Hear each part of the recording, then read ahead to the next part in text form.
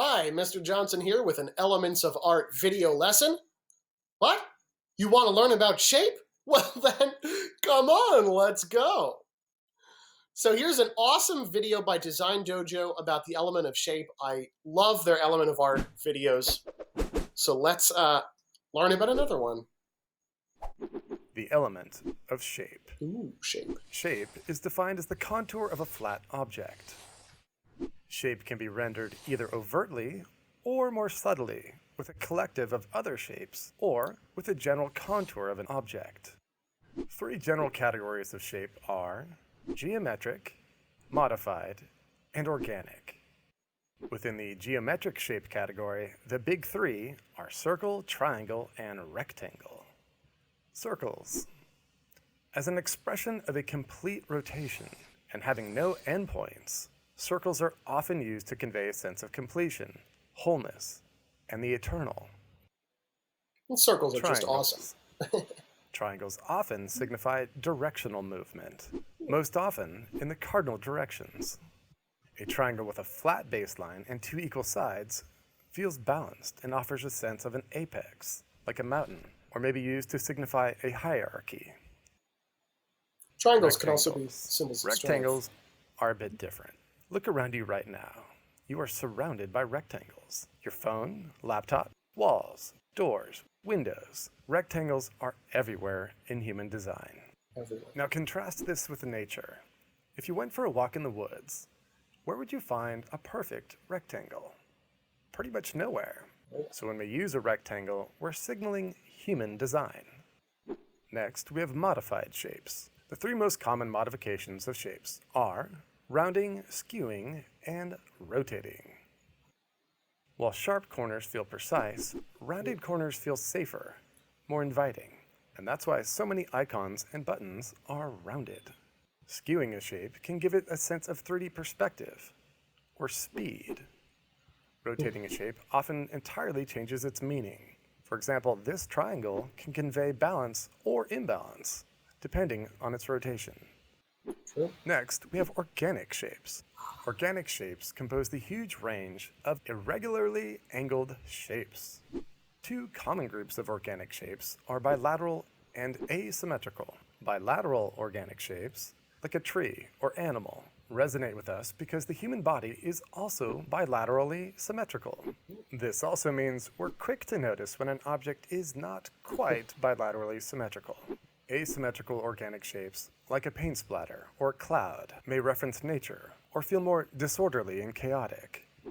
Lastly, shape offers the artist a sort of superpower, a different way of seeing the world. To explain, rather than viewing a complex object as composed of edge lines that may be really hard to draw, seeing objects as made of simple shapes allows you to work faster and with a greater sense of proportion and accuracy. So there you have it, the incredibly powerful element of shape. Awesome. Shape is something that I think is underrated in the world of the fine arts because artists use it all the time, often without really thinking about it. So I want to take just a few minutes so that we can kind of think about the shapes that we're using in artwork and how we use them. So like the video said, there are three main types of shapes. You have your geometric shapes that are blue in this first column. And those are the shapes that have names, right, that we know, rectangles and squares, ovals and circles, triangles, things like that. Then you have those modified shapes, which take a geometric shape and skew it in some way. And then you have the organic shapes on the right that are a little bit more free form or that might have no particular rules at all. So these are the three main types of shapes. So let's look at how some artists use those shapes in their artworks.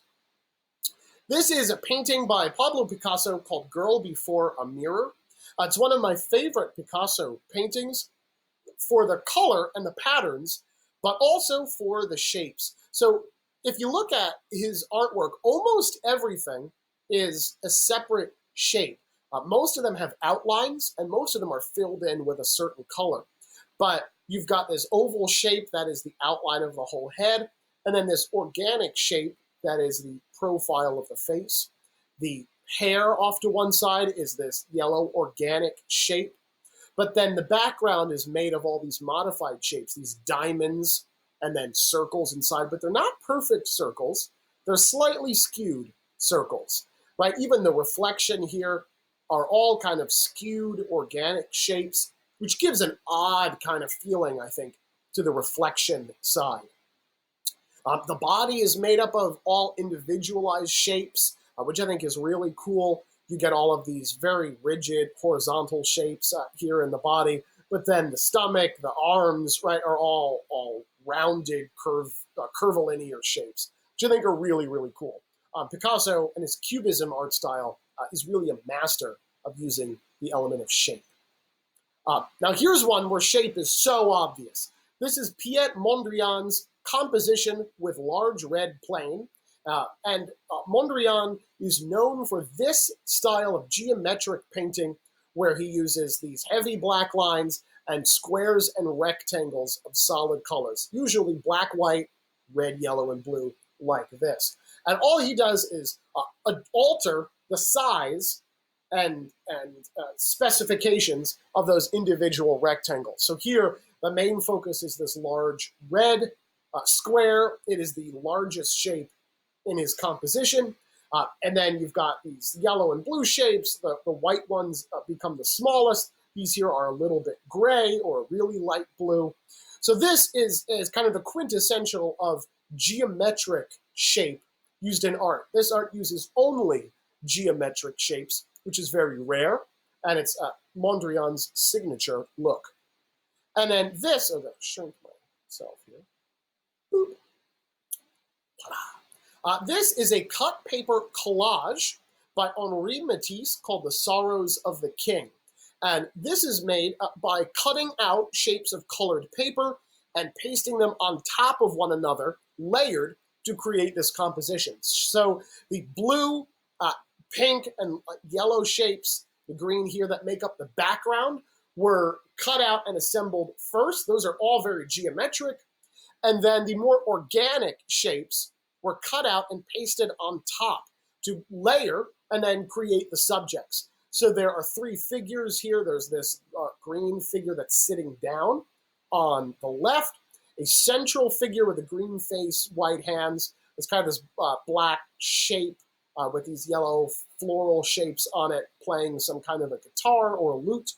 And then this other figure with this the black-shaped head here and white body that's over on the right that looks like they are dancing, perhaps.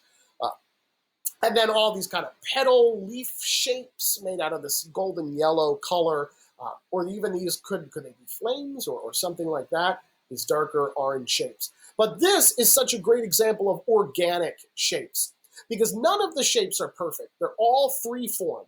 I think that's such a great way to show a sense of movement. It gives the piece a lot more energy. If these were all very rigid, if the lines were straight, were even, were parallel, the corners were sharp, it would have a totally different sense, right? That's what we get from Mondrian's painting. Everything is very angular. It's very, very, very centered. It's very secure. It's very stable. It's not moving. But here in Matisse's piece, it looks like these leaf shapes could be thrown up in the air, right? Or they're flying around. Even like these black shapes here could be whipping around in space. The hands look like they're reaching, even though he either only has 4 fingers or this finger is attached to his sleeve. Oh, that poor green man. So sad. But I love the way the organic shapes are used here. So when you're coming up with an artwork, think about the shapes you're using. Are they geometric? Are they organic? Or some modified combination of the two? And what does that say? Or what does that show in your artwork? So for your task in your sketchbook, I would like you to draw 10 examples of each type of shape: geometric, modified, and organic. Be neat, be creative, have fun. You can do this in a list if you want. You can write, geometric here, then underneath it, draw 10 different geometric shapes. Modified and organic is fine. Or you can combine them together. It's totally up to you. As long as I can tell which ones are which, that's great. If you want to do the geometric ones all one color, right? The organic ones all a different color, and combine them. That's a great way for me to tell which ones are which. So hopefully you have fun doing this in your sketchbook. And then this week, take a look at the world around you, at whatever room you're in or the landscape outside, and notice the different types of shapes. What are geometric? What are modified? What are organic? You'll really get a sense for the way things are built and designed using shape in the world around you. Enjoy. If you need help, let me know, and I will see you soon.